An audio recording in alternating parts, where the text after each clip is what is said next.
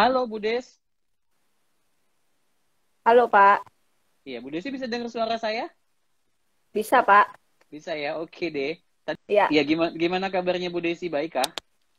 baik Pak Endi. Semoga Iya. Pak Endi dan juga semua rekan-rekan, follower dan Mm-mm. teman-teman yang mengikuti juga dalam keadaan baik, sehat ya Pak. Pastinya ya, harus ya. Sehat tuh kayak udah harus terus jadi ditaruh di mindsetnya kita ya. Sehat, sehat, sehat gitu ya. Soalnya kan agak serem Iya. juga kalau nggak sehat zaman sekarang. Oke, Bu Des, kita langsung ke topik aja karena waktu kita cuma 30 menit nih ngomongin soal parenting.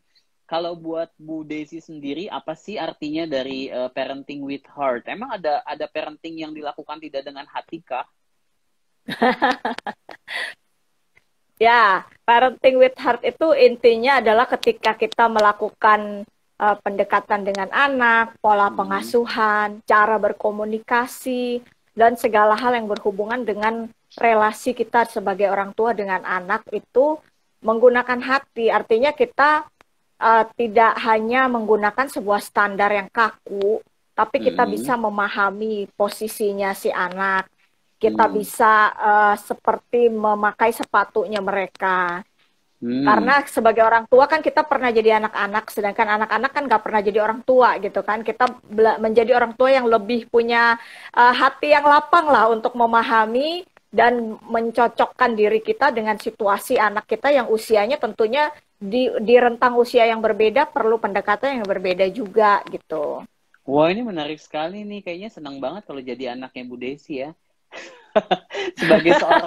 Sebagai seorang mama yang mau belajar memahami anaknya. Kadang kan orang tua misalnya kalau anaknya rewel sedikit tuh sudah langsung ngomel-ngomel gitu ya. Seolah-olah kok kamu gak ngerti sih keadaannya mama. Mama nih baru pulang kerja, mama nih sibuk, kamu rewel, kamu mau apa sih mama gak ngerti. Sementara kalau Bu Desi bilang justru harusnya orang tua belajar memahami anak-anak dan jangan paksa anak, tanda kutip jangan memaksa anak-anak untuk memahami orang tua. Istilah yang tadi Bu Desi itu pakai sepatunya anak-anak. Nah, pertanyaannya adalah gimana nih Bu, apa ya di dalam pelaksanaannya ya? Pasti kan kendalanya banyak tuh ketika mencoba yang pasti kan semua orang tua berharap memberikan yang terbaik dong kepada anak-anak yang termasuk ketika Ya, menjalani parenting. Tapi kan kadang ada kendala-kendala yang dihadapi. Menurut Bu Desi gimana tuh? kendala yang dihadapi tuh biasanya ya Hmm. karena orang tua yang seperti tadi Pak Endi sampaikan menuntut harus anak yang mengerti gitu. Memang ada Hmm. waktunya, bukan berarti parenting with heart itu memanjakan anak dan mengikuti semua yang mereka mau ya. Jadi Hmm. beda antara parenting with heart dengan parenting with spoiling children gitu yang memanjakan, Oke. menjadikan anak ibaratnya jadi kayak raja. Sebetulnya itu Hmm. malah menurut saya tidak dengan hati kalau orang tua yang terlalu memanjakan anaknya itu dalam tanda kutip justru tanpa sadar pelan-pelan dia sedang merusak karena kecenderungannya kan anak yang selalu dituruti keinginannya pada Hmm. waktu dia sedang tidak berada di dalam lingkup bersama dengan orang tua, di lingkup yang di luar sana juga dia akan punya ekspektasi yang sama bahwa saya akan diistimewakan, bahwa apa yang saya Hmm. mau itu harus terpenuhi, sedangkan kehidupan nyata kan tidak seperti itu faktanya gitu. Jadi uh, parenting with heart tidak sama dengan memanjakan anak, tapi lebih kepada orang tua yang belajar memahami. Nah, kalau bicara soal kendala, ya Hmm. biasanya orang tua yang sedang menghadapi konflik yang lain gitu, misalnya konflik di pekerjaan atau mungkin dengan pasangan. Hmm. Lalu um, anak ini sedang membutuhkan ekstra kesabaran gitu kan.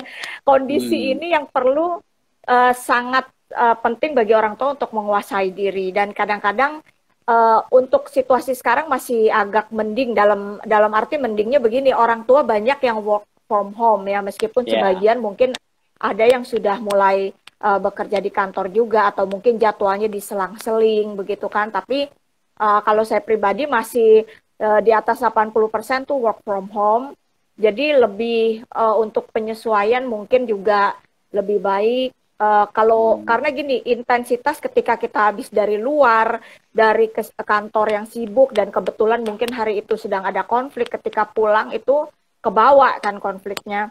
Mungkin salah satu triknya adalah menenangkan diri dulu sebelum berinteraksi dengan anak. Misalnya waktu kerja, Hmm, meskipun entah itu di rumah ataupun dari luar, lalu baru sampai rumah gitu, ambil waktu sebentar untuk menenangkan diri dulu, baru berinteraksi dengan anak. Jadi urusan-urusan yang dari luar rumah atau yang dari bukan urusan dengan anak-anak itu dikantongin dulu gitu, dikantong plastikin, diikat, baru betul betul. berinteraksi dengan anak supaya nggak kebawa gitu kan. Nah ini menarik sekali nih. Tadi Bu Desi coba ungkapkan bahwa parenting with heart itu nggak beda, tidak sama dengan parenting yang memanjakan. Tapi kan persoalannya kadang ya orang tua biasanya kayak begini nih Bu. Dulu misalnya Mm-mm. saya nih, dulu saya sama papa saya kalau saya mau apa-apa, saya susah dapetin apa-apa. Ya, karena misalnya ya secara ekonomi dulu hidupnya susah. Kemudian ketika sekarang misalnya ketika punya anak, kondisi perekonomian kita sudah cukup ya lumayan lah. Kemudian kita lihat anak kita pengen apa-apa. Jadi bawaannya tuh kayak pengen memenuhi apa yang menjadi harap dan keinginannya anak-anak. Karena dulu tuh kita tidak menikmati itu. Nah kalau yang kayak begitu menurut Bu Desi itu termasuk parenting memanjakan atau parenting with heart, Bu? Kalau tidak secara terus-menerus sih nggak ada salahnya ya Pak. Jadi perlu berimbang Hmm, juga nih. Kalau ya. yang Pak Endi sampaikan itu inner child-nya kita tuh belum sembuh sebetulnya. Jadi Waduh, masa kecil oke. kita belum belum terpenuhi nih. Kalau saya Hmm, contohnya ngeliat tetangga saya yang saya sering banget main ke tetangga sebelah itu anaknya dua-duanya perempuan, yang satu sepantaran saya, satunya lebih gede setahun. Jadi kayak kami bertiga mm-mm. tuh sering banget main bareng. Dan orang tua saya tuh tipe Chinese Toto yang kaku banget sama anak. Boro-boro tuh ada namanya dipeluk, ciuman selamat Hmm, malam, bobo-bobo gitu. Tapi kalau saya main ke rumah mereka, kok deket banget hubungannya sama orang tua orang gitu. tua. Terus atau hal-hal yang lain kayak binatang peliharaan. Mungkin binatang mereka simpel, cuman kucing kan kucing banyak lah Hmm, berserakan gitu. Mau hmm, diadopsi hmm, satu buat jadi piaraan juga bisa. Cuman orang tua saya tuh nggak suka gitu kan peliharaan. hmm. Meskipun pernah juga ketika saya kecil saya ingat sih pernah miara kelinci, miara ayam, tapi ya hanya sebentar-sebentar dan jadinya saya ke anak saya sekarang saya cenderung agak kendor dalam hal-hal seperti ini. Tapi tetap Hmm, batasan-batasannya itu yang kita perlu perhatikan, Pak. Jadi bukan salah memberikan apa yang anak inginkan, tapi jangan hmm. sampai kadang-kadang kan ada orang tua yang terlalu ekstrim ke kiri atau ekstrim ke kanan. Kalau misalnya dulunya masih kecil,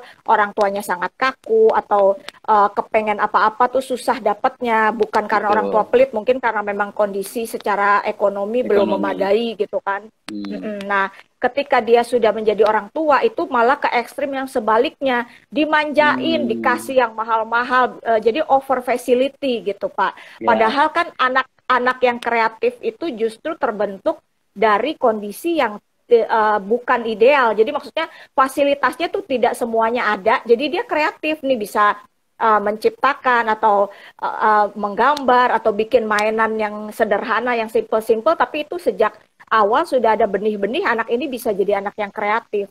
Bukan Hmm. ketika seorang anak berkelimpahan fasilitas, justru ketika Hmm. ada keterbatasan nih dia mengalami mentok di sesuatu yang dia perlu fasilitas ini tapi kurang memadai fasilitasnya. Jadi dia terpancing gitu kan, termotivasi untuk memikirkan jalan keluarnya. Nah, jadi Hmm. anak yang kreatif juga terbentuk bukan karena over facility itu tadi. Wow, ini Ya menarik perlu sekali berimbang nih. lah. Ya, ini Mm-mm. menarik sekali, Bu. Jadi dengan kata lain, pola parenting yang kita jalankan di dalam kehidupan keluarga kita itu akan sangat dipengaruhi oleh pengalaman di masa lalu ya. Betul ya, Bu ya? Iya, betul, Bisa Pak. seperti itu kan, dan itu akhirnya tergantung kepada kita sebagai orang tua bijak bagaimana kita menjalankan parenting kita. Jangan sampai dulu kita nggak dapetin itu, kemudian apa-apa jor-joran kita berikan kepada anak-anak kita. Dan mungkin menjadi pergumulannya banyak sahabat keluarga nih, mungkin ketika menjalani pengasuhan, menjalani parenting di tengah-tengah keluarga, akhirnya agak sulit membedakan antara ini parenting dengan hati atau sebetulnya sedang memanjakan mereka, karena pasti kan semua orang tua punya niat yang baik. Nah, kalau bentuk-bentuk konkretnya, Bu, mungkin supaya sahabat keluarga bisa mudah memahami ya, parenting with heart itu seperti apa sih? Supaya kita bisa, kayak paling tidak bisa menentukan, oh ini pakai hati, oh ini memanjakan. Gimana kalau menurut Bu Desi? Ya, kalau bentuk konkretnya Mm-mm. pertama mungkin dari sisi komunikasi. Kalau orang tua yang lebih ke kaku atau standarnya tuh kayak pokoknya orang tua tuh kayak seperti atasan dengan bawahan gitu ya. Gue bos, lu Hmm. anak buah nih gitu kan. Hmm. Jadi komunikasinya kan kurang bisa memahami dari sisi anak. Saya sebagai bos memberikan perintah, saya sebagai bos menegur ketika salah. Atau mungkin kalau Hmm. bos yang baik ya bukan cuma ketika salah ditegur, tapi ketika baik dipuji. Tapi hanya sampai Hmm. sebatas itu. Jadi komunikasinya tidak menyentuh sampai ke uh, sisi perasaan atau emosionalnya. Padahal kan anak-anak I juga see. ada kebutuhan akan kasih dan kebutuhan emosional juga gitu. Terus Betul. contoh konkret yang lain dalam hal seperti yang tadi Pak Endi contohkan itu dalam hal memberi kepada anak. Kalau kita Hmm. memberi dengan hati, artinya ketika ada kebutuhan dan kebetulan secara keuangan kita bisa penuhi dan memang momentumnya pas gitu, boleh dikasih. Tapi kalau terus-menerus dan akhirnya menjadi si anak ini demanding, Hmm. menuntut gitu ya. Nah itu sudah harus, udah lampu kuning. Orang tua perlu mempertimbangkan lagi nih, apakah betul semuanya itu harus dipenuhi atau enggak, atau perlu enggak Ya. melatih si anak untuk menunda kesenangan gitu. Karena kan kemampuan untuk bisa menunda kesenangan atau kepuasan yang dia memperoleh barang yang dia mau itu akan bermanfaat sampai si anak ini dewasa. Ada sebuah Wow. studi yang secara Hmm. khusus kan melakukan eksperimen terhadap sekelompok anak dan Hmm. ternyata setelah 20-30 tahun kemudian anak-anak yang ada dalam kelompok ini terus dipantau gitu. Ternyata yang mampu untuk menunda menikmati marshmallow yang dikasih itu, yang Hmm. mampu Marshmallow menunggu saatnya eksperimen itu ya. diizinkan. Iya, betul. Pak Edi juga Hmm. tahu ya. Tahu Jadi tahu. marshmallow yang mampu menahan pada waktunya nanti itu ketika mereka dewasa juga jadi orang-orang yang lebih bisa menguasai diri, lebih I bagus see. karirnya secara prestasi, secara hubungan dengan keluarga mereka, dan hampir tidak ada dari kelompok yang bisa menahan diri ini, menunda kepuasan ini, hampir tidak ada yang terjerumus ke dalam hal-hal yang tidak baik seperti narkoba dan sebagainya gitu Pak. Karena Hmm. hal-hal itu kan kecenderungannya adalah sesuatu yang karena seseorang itu mau langsung secara instan mendapatkan hal yang dia inginkan. Oke, wah ini menarik sekali nih dan memang benar sih saya setuju. Itu memang ada teorinya ya soal menunda kesenangan Ya, dan parenting mm-mm. with heart akhirnya memang harus orang tua harus mengajarkan anak tentang hal itu. Justru jangan memenuhi segala sesuatu yang anak inginkan, tetapi mengajar mereka belajar untuk menunda kesenangan mereka karena ternyata bisa berdampak di dalam kehidupan mereka. Nah, kalau menurut Bu Desi sendiri, apa sih dampak positif atau hal yang baik apa yang bisa kita tuai ketika orang tua menjalani parenting yang with heart? Ya, kalau orang tua sendiri menerapkan parenting with heart yang peduli sama perasaan orang lain, bukan cuman menentukan sebuah batasan yang kaku. Yang hal paling jelas yang akan kita tuai adalah anak-anak akan meneladani apa yang kita contohkan lewat perilaku, lewat Hmm, cara kita memperlakukan mereka sehari-hari. Karena I see. satu teladan itu bicara jauh lebih banyak daripada 1000 kata-kata. Ya kan, kalau Wow, anak-anak betul. melihat orang tuanya, orang tua yang punya perasaan lah istilahnya dalam komunikasi, melihat dulu situasinya seperti apa. Bahkan Hmm. ada juga sebuah pernyataan dari salah seorang tokoh yang berkata bahwa hukum itu dibuat untuk manusia, bukan manusia untuk hukum. Jadi sekalipun orang tua membuat peraturan, pasti kan ada waktunya ketika peraturan itu disesuaikan dengan konteksnya. Oh ternyata bukan berarti orang tua ini nggak konsisten gitu, tapi bisa disesuaikan dengan kondisinya saat itu. Mungkin ada kondisi khusus Hmm. yang ternyata merupakan pengecualian. Contohnya hal seperti itu. Nah, dengan Wow. memberikan teladan, maka anak kita juga akan lebih cenderung untuk bisa berempati terhadap orang Hmm. tua, terhadap kita sendiri ini maupun terhadap orang lain. Karena mereka juga diperlakukan dengan hormat, dengan empati, dengan dipahami perasaannya. Maka mereka akan belajar juga untuk memahami orang lain, memahami situasi yang mungkin sedang tidak ideal, gitu Pak. Ini menarik sekali nih dan ini menjadi sebuah pelajaran yang penting buat para orang tua betapa empati itu harus dimiliki di tengah-tengah keluarga ya, termasuk orang tua belajar memahami anak. Ini ada yang nanya nih Bu, sahabat keluarga ada yang nanya nih, dari Delia Krisnawati. Bagaimana orang tua melihat proses itu lebih penting bukan hasil akhir? Apalagi banyak orang tua yang terlalu ambisius terhadap anaknya. Wah, ini benar banget nih.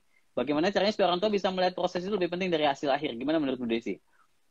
Iya, penting juga orang tua untuk mengetahui bahwa hasil itu bukan segala-galanya. Kalau prosesnya nggak benar, justru hasil yang bagus itu akan jadi kayak bumerang gitu, Pak. Contohnya begini, kalau orang tua itu sangat terobsesi anaknya harus selalu nilainya bagus gitu kan. Nilai 70, 80 aja masih dikomplain gitu, harus 90 atau 100. Istilahnya kalau di-convert ke yang dalam bentuk huruf tuh harus A semua gitu, A atau A+. Begitu B aja udah diprotes nih gitu kan. Nah, efek negatifnya adalah anak jadi melihat, oh orang tua saya hanya menghargai hasil akhirnya, prosesnya nggak penting nih. Jadi dia bisa berasumsi bahwa orang tua saya mungkin mengizinkan saya menggunakan cara apapun asalkan hasilnya seperti yang mereka harapkan gitu. Nah pada akhirnya ini akan arahnya kan anak itu bisa jadi nyontek, bisa jadi melakukan hal-hal yang tidak jujur hanya demi menyenangkan orang tuanya yang ekspektasinya hanya sebatas hasil akhir. Memang semua orang tua pasti senang dan bangga kalau anaknya punya nilai yang bagus gitu kan. Tapi perlu juga kita tanamkan karakter, karena karakter itu lebih penting dari nilai di atas kertas gitu. Karena ketika kita nanti terjun ke dunia masyarakat atau ke dunia kerja, itu akan kelihatan orang-orang yang punya karakter, yang punya integritas, yang jujur, yang bekerja keras dibandingkan dengan orang yang sudah terbiasa hanya fokus kepada hasil akhir. Jadi penting agar orang tua mengencourage ya, bahasainnya, menyemangati anak supaya menikmati prosesnya, dan bahwa kita sebagai orang tua mengapresiasi prosesnya mereka sekecil apapun perkembangannya. Misalnya tadinya matematikanya dapat nilainya 5, kebakaran kan. Dan jangan hanya dituntut, orang tua perlu juga yang namanya parenting with heart itu dibimbing apa yang bisa mama atau papa bantu nih, nilai kamu segini. Kalau versus dengan orang tua yang hanya menuntut kan, kenapa nilainya bisa segini dengan nada yang semuanya titik di atas gitu, nada tinggi, tapi tidak melihat kesulitan atau tantangan apa yang dihadapi si anak, yang mungkin orang tua bisa membantu gitu, mendampingi prosesnya supaya terjadi peningkatan. Jadi yang dihargai adalah bahwa anak kita sudah berupaya dan tawarkan bantuan apa yang kita bisa bantu sebagai orang tua. Kemudian kalau dari angka 5 itu bergeser jadi 6,5, jadi 7, itu sudah harus diapresiasi. Karena kadang-kadang kan ada orang tua yang kok masih segini gitu kan. Jadi tuntutannya harus 9 dan 10, itu kayak terobsesi dengan angka. Padahal prosesnya itu, apalagi kalau anak jalani prosesnya dengan benar, dengan jujur ya, kita harus hargai. Sekecil apapun ada progres, tapi setidaknya kan itu progres yang dijalani dengan proses yang benar. Gitu. Yes, setuju banget nih sahabat keluarga, khususnya para orang tua. Walaupun memang ya, pasti siapa sih orang tua yang nggak kepengen anaknya nilainya baik misalnya. Tapi kita nggak boleh lupa bahwa proses itu jauh lebih penting. Nih kadang banyak orang tua yang akhirnya potong kompas nih. Apalagi di sekolah online. Sekolah online kan Bu, anaknya nggak bisa jadi orang tua yang kerjain nih. Nah, orang tua yang kerjain, niatnya biar dapat nilai 100 dari miss-nya. Dan nanti akhirnya anaknya akan menuai nanti itu ketika semakin beranjak dewasa, akhirnya mereka akan berusaha menghalalkan berbagai cara untuk mendapatkan apa yang mereka inginkan. Dan orang tua nggak boleh lupa bahwa proses itu akan membentuk anak-anak. Saya sempat pernah baca satu buku dibilang kayak begini, jangan pernah bandingin anak kita tuh sama yang lain, karena seringkali kan ketika ngomongin hasil, kalimatnya orang tua tuh kayak begini, kok si A bisa dapat segini kamu enggak gitu ya. Harus justru membandingkan anak itu sama dirinya sendiri, di challenge. Kamu sekarang udah dapat segini, oke, berarti nanti next kalau kamu belajar lebih rajin lagi, pasti kamu bisa mendapatkan jauh lebih baik misalnya. Terus hati-hati juga katanya. Betul ya Bu ya? Nah, jadi disemangati, bukan kadang-kadang kan dijatuhkan dengan kata-kata kok si itu bisa lebih bagus, kok si ini, atau dibandingkan mungkin dengan kakaknya, dengan adiknya. Padahal kan setiap anak itu potensinya berbeda-beda. Bukan berarti yang secara akademis nilainya kurang bagus itu berarti anak itu bodoh gitu kan, karena kecerdasan itu bidangnya sangat banyak. Bisa jadi ternyata kecerdasannya di bidang lain yang non akademis gitu kan. Yes, setuju. Bu, bagaimana dengan yang begini? Orang tua merasa bahwa dia sudah lebih punya banyak pengalaman dibanding anaknya. Misalnya, ketika mengarahkan anaknya untuk memilih jurusan kuliah. Orang tuanya selalu bilang, loh, mama tuh pilihin kamu yang terbaik loh menurut mama atau menurut papa. Dan mama tahu itu yang terbaik, pasti karirmu nanti ke depan lebih bagus. Padahal sebenarnya di balik kalimat itu kadangkala orang tua tuh suka ada motivasi terselubung. Jadi sebenarnya dia yang dulu pengen jadi arsitek misalnya, tapi nggak kesampaian. Anaknya yang dipaksa buat jadi arsitek. Ini gimana nih, Bu? Satu sisi kan kesannya memang baik, mengarahkan kepada hal yang baik gitu. Gimana tuh kalau kayak begitu?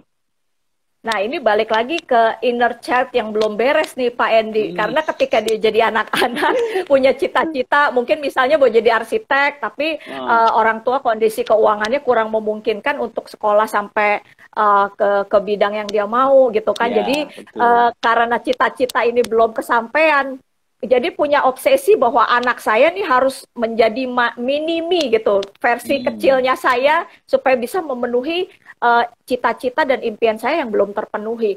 Padahal kalau seorang anak itu dipaksakan, meskipun orang tua itu maksudnya baik ya, mungkin karena merasa sudah banyak pengalaman dan dari sudut pandangnya sebagai orang tua, sebagai orang yang sudah berkarir, sudah lebih paham bahwa bidang A, bidang B, bidang C, prospek kedepannya akan bagus nih gitu. Tapi jangan lupa juga bahwa setiap anak kembali lagi unik. Tuhan sudah berikan talenta yang berbeda-beda. Bahkan orang tuanya arsitek pun belum tentu anaknya arsitek. Mungkin mewarisi bakat-bakat tertentu. Contohnya kemampuan spasialnya mungkin sama tingginya seperti orang tua. Tapi itu kan bukan berarti menjadi arsitek. Karena kalau anak itu dipaksakan ke jurusan tertentu, saya bicara resiko buat orang tua dulu nih ya.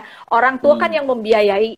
Nanti kalau ternyata si anak dia merasa ini bukan bidang yang dia cintai, bukan bidang yang dia suka, dan akhirnya semangat belajarnya kan jadi ogah-ogahan gitu kan, karena itu bukan bidang yang dia suka, jadi kurang semangat, akhirnya nilainya juga kurang bagus. Bahkan ada juga kasus-kasus di mana anaknya akhirnya berhenti di tengah jalan. Nah kan orang tua juga yang rugi gitu, udah mahal-mahal masukin kuliah, ternyata karena itu bidang yang disukai orang tua, bukan bidang yang disukai anak atau bukan potensinya si anak, akhirnya jadi sia-sia. Dan kalaupun memang mau dicoba lagi kan jadi sayang gitu, harus diulang lagi dari awal ke jurusan yang dia mau.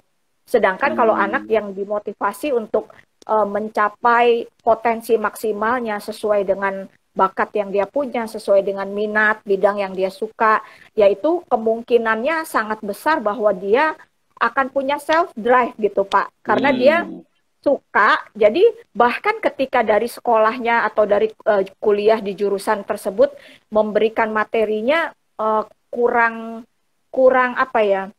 maksimal gitu menurut dia, karena dia kan suka bidang itu. Dan sekarang ini anak-anak sekarang enak banget Pak, mau cari ilmu, pengetahuan, update gitu banget, tinggal betul Pak, tinggal di internet, buka YouTube, buka Google, itu informasi bertaburan dan gratis. Jadi kalau mereka memang suka suatu bidang, mereka akan tahu nih, oh ternyata ini ada update terbaru. Kayaknya di studi akademis saya belum diajarin. Dia kan rajin mencari resource untuk dia bisa meningkatkan lagi kemampuannya dia. Jadi orang tua lebih nggak perlu susah payah menarik, mendorong gitu kan, supaya si anak ini mau mencapai hal-hal yang lebih baik lagi, mengembangkan di bidang jurusan yang dia pilih gitu. Dan yang pastinya anak-anak akan menjalaninya dengan happy. Kalau menjalani dengan happy kan hasil juga lebih maksimal gitu. Yes, setuju banget. Wah, ini menarik sekali ya. Ternyata memang ya, tapi memang yang namanya jadi orang tua kan nggak ada sekolahnya ya Bu ya. Jadi makanya kenapa perlu terus belajar soal parenting. Bu, waktu kita udah mau habis nih, karena pembicaraan kita sangat seru banget. Mungkin Bu Desi boleh kasih tips-tips praktis buat sahabat keluarga bagaimana menjalankan parenting yang pakai hati. Ya, parenting pakai hati, kembali lagi kita menjadi orang tua yang memahami anak. Dan perlu saya tegaskan sekali lagi bahwa orang tua yang parenting with heart itu bukan memanjakan. Karena ketika kita sebagai orang tua memanjakan, justru kita sedang pelan-pelan tanpa sadar merusak si anak.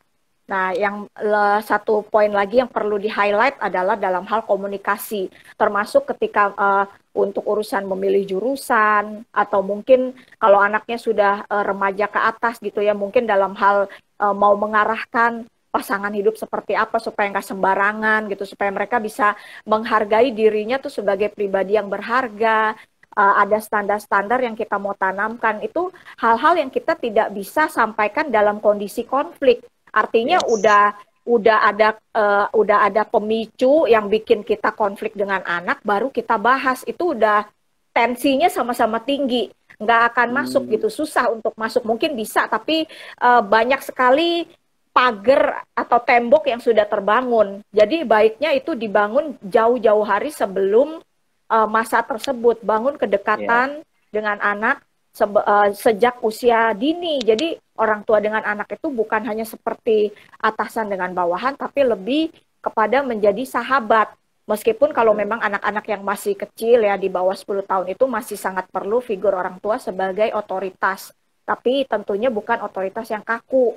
Ya karena orang tua yang otoriter itu kebanyakan itu mereka sudah tidak parenting with heart lagi, tapi parenting with laws gitu. Jadi lebih ke hukum gitu ya, seperti hakim dan jaksa. Nah, jadi penting untuk membangun komunikasi yang intens, menjalin hubungan yang karib dengan anak. Salah satu Hmm, tips yang praktis yang bisa dilaksanakan adalah ngedate sama anak. Kalau ya, kita ngedate betul. dalam dalam arti misalnya anaknya ada 2 atau ada 3, biasanya tuh pergi kan rame-rame nih serombongan pasukan bodrek gitu. Tapi ada Pasukan waktunya Bodrex. sesekali, iya, ada waktunya kita sesekali hanya dengan salah satu anak. Jadi ketika Ya, ngedate itu ada beberapa poin yang kita bisa dapat. Pertama itu bisa ngobrolnya dari hati ke hati, heart to heart. Hal-hal yang mungkin ketika dia bersama dengan kakaknya atau adiknya kita rame-rame pergi yang tidak terungkapkan karena itu momennya kebersamaan kan, ada kakaknya, ada adiknya, sekeluarga. Tapi ketika kita personal hanya pergi berduaan dengan salah satu anak, itu waktu yang enak gitu buat si anak ketika kita ngobrolnya akrab. Dan mungkin kita sebagai orang tua juga memberikan apa ya, semacam memancing dengan kitanya sendiri cerita, mama dulu waktu misalnya anaknya kelas 5 gitu, waktu mama kelas 5 pernah lo gini gini gini. Nah, dengan kita sendiri hmm, membuka percakapan, membuka diri, dan kita memperlihatkan bahwa kita sebagai orang tua juga bukan orang sempurna, kita bukan dewa, bukan Tuhan gitu kan. Kita ya, juga pernah mengalami kegagalan, mungkin pernah juga ada sedikit kepleset-kepleset lah gitu kan. Jadi, tapi kita arahkan kepada mereka bahwa kita bisa menjadi pribadi yang lebih baik dengan belajar dari kesalahan sebelumnya, termasuk kita wow. membuka diri, membuat anak juga jadi merasa aman untuk membuka diri. Oh, ternyata mama juga pernah ya dulu begitu ya. Akhirnya dia termotivasi gitu. Oh, ternyata mama juga pernah, berarti ini bukan sesuatu yang dalam tanda kutip haram untuk saya obrolin sama mama nih gitu. Jadi dengan ngedate itu hal yang biasanya mungkin terselubung atau menjadi semacam rahasia itu bisa lebih ada keterbukaan antara orang tua dengan anak. Dan juga Wah, itu tentunya anak merasa dia itu istimewa karena kalau betul. selalu kolektif kan oke, kita disayang sebagai anak-anak orang tua kami. Tapi kalau pernah ada momen-momen mereka sendirian dengan orang tua, rasa bahwa pribadi dia tuh dihargai sebagai seorang yang istimewa, yang mama atau papa punya waktu khusus berbicara ngobrol dengan saya, nggak harus ke tempat-tempat yang gimana-gimana sih, bahkan kadang cuman sekedar pergi ke tempat restoran fast food pesan es krim doang seorang satu gitu kan, tapi momennya tuh dapet gitu. Yang Hmm, penting adalah momennya ini nih bisa ada waktu betul betul. kebersamaan. Wah, Mm-mm. ini hal praktis yang sebetulnya bisa dijalankan oleh semua orang tua. Tapi sayangnya waktu kita sudah terbatas. Ini ada satu pertanyaan, mungkin Bu Desi boleh jawab ya sebelum kita tutup Ya, live IG silakan kita Pak. malam hari ini. Dari Lim Margareta 72. Malam Bu atau Bapak, ini tanya langsung ke Bu Desi ya. Bagaimana caranya memotivasi si anak agar berprestasi, sedangkan sisi lain sering kali melihat orang tuanya ribut terus. Mungkin papa mamanya konflik, tapi sisi yang lain mereka berharap anaknya bisa berprestasi. Gimana nih, Bu? Tapi anaknya sudah berprestasi atau belum? Nggak dijelasin ya Pak di sini Memotivasi ya. si anak agar berprestasi. Sepertinya mungkin orang tuanya berharap lebih lagi mungkin ya, sepertinya ya. Oh, oke. Ya, memotivasinya ya perlu pendekatan secara pribadi lagi kepada si anak.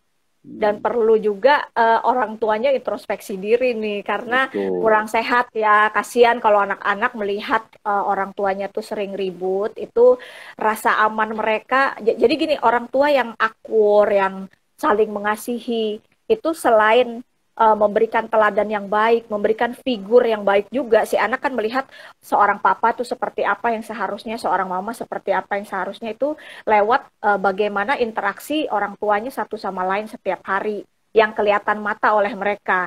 Percuma mereka dinasehati harus berfungsi seperti apa sebagai nantinya kalau jadi suami atau laki-laki atau sebagai wanita atau seorang ibu, kalau mereka yang tersaji di depan mata mereka nggak seperti nasihat-nasihat tersebut gitu. Jadi yang pertama untuk masalah teladan. Terus yang kedua dari sisi rasa aman. Seorang anak yang bermasalah dalam prestasi atau dalam pelajaran itu banyak kali rekan-rekan yang memang di bidang pendidikan di sekolah menemukan bahwa ternyata di rumah ini si anak mungkin rasa amannya terancam karena melihat orang tuanya konflik terus kan, takut gitu. Aduh gimana ya kalau mama papa pisah gitu. Dan ancaman ini membuat mereka punya stres tersendiri gitu. Kita orang tua kadang-kadang menganggap kayaknya tuh kalau istilah stres itu haknya orang gede doang gitu. Padahal anak-anak juga bisa stres. Cuman mungkin sumber yang bisa memicu rasa tertekan dalam diri anak-anak berbeda. Nah kalau memotivasi ya mungkin ya dikasih tahu aja gitu bahwa masa depan kamu masih panjang, kamu bisa jadi orang yang luar biasa loh. Ya sambil diajak untuk mungkin mendoakan orang tua. Ini mungkin posisinya bukan orang tuanya kali yang bertanya, ya mungkin gurunya atau kakak pembina mungkin. Ya jadi diajak untuk mendoakan orang tuanya juga itu boleh, Pak. Oke, wow.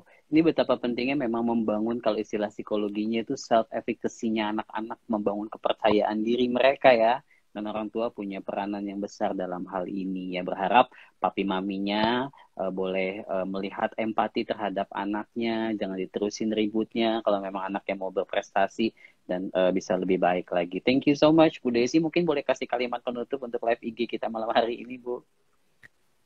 Kalimat penutup ya orang tua, ya para teman-teman orang tua, saya sendiri juga masih terus belajar ya Pak Endi. Kita semua mau menjadi orang tua yang cukup rendah hati untuk mau belajar terus, karena menjadi orang tua kan sekolah seumur hidup. Dan seperti yang tadi Pak Endi singgung, nggak ada sekolahannya gitu untuk jadi orang tua. Untuk jadi dokter ada sekolah khusus, bahkan sampai berapa tahun tuh kalau dihitung dari TK sampai dia lulus, apalagi dokter spesialis gitu kan. Nah sedangkan menjadi orang tua nggak ada universitasnya atau sekolah kejuruannya tuh nggak ada. Makanya perlu belajar dari banyak sumber dan supaya kita juga meletakkan empati. Kalau kita mau anak kita berlaku empati terhadap kita, mungkin ketika kita dalam kondisi yang kurang ideal, anak-anak itu bisa mengerti, bisa memahami, ya berarti cobalah kita sebagai orang tua juga belajar untuk menjadi pribadi yang punya empati, supaya mereka melihat sebuah teladan yang baik. Maka apa yang kita tabur itu pasti kita tuai. Kan juga ada ungkapan yang mengatakan, apa yang Anda ingin orang lain lakukan terhadap Anda, maka Anda pun berlakulah demikian. Sistem tabur dan tuai kan Pak, nggak mungkin kita nanamnya bibit cabe yang tumbuh kita berharap dapat duren gitu kan. Itu nggak mungkin banget Bu ya. Itu impossible gitu ya, kecuali memang nanam cabenya sekarung udah berbuah dijual terus diganti duren, nah itu baru mungkin.